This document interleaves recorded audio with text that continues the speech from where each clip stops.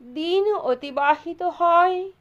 ধীরে ধীরে ছোট্ট প্রতিমা বেড়ে ওঠে।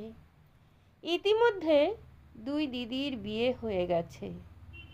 প্রতিমা কথা বলতে শিখেছে, দুই এক পা হাঁটতে পারে, বাবার কাছে যায়।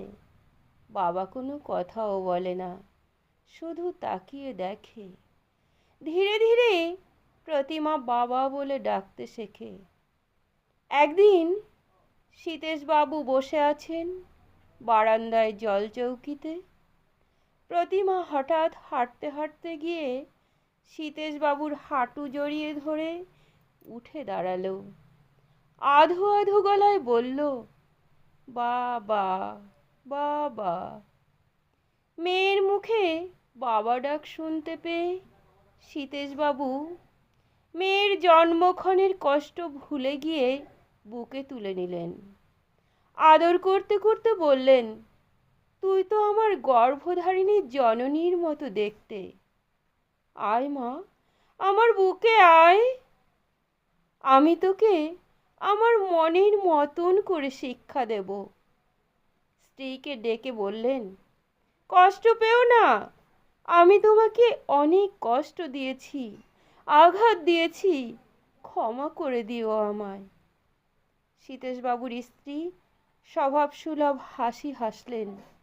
চোখের জলকে আড়াল করতে গত 1.5 বছর ধরে নিদারুণ যন্ত্রণা বুকে নিয়ে ঘুরে বেরিয়েছেন তিনি। কথায় কথায় অপমানিত হতে হয়েছে তাকে। এক মুহূর্তে যেন এক আনন্দ তার মনে শিহরণ জাগালো। শাড়ির আঁচলে মুখ ঢেকে এক ছুট্টে রান্নাঘরের দিকে চলে গেলেন। প্রতিমা বাবার বুকের মধ্যেই ঠেসে জড়িয়ে রইল। কিছুক্ষণ পর মা এসে প্রতিমাকে নিয়ে চললেন স্নান করাতে। সীতেশবাবু বললেন, আমার কাছে নিয়ে এসো, আমি ওকে স্নান করিয়ে আনছি। স্ত্রী তমসা কোনো কথা না বলে প্রতিমাকে দিয়ে চলে গেল।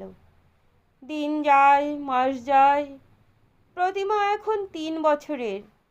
মা তমসা ঘরের কাজে ব্যস্ত থাকে। প্রতিমার জগৎ এখন তার বাবা আর পিতা অন্ত প্রাণ, পিতাও কন্যা অন্ত প্রাণ।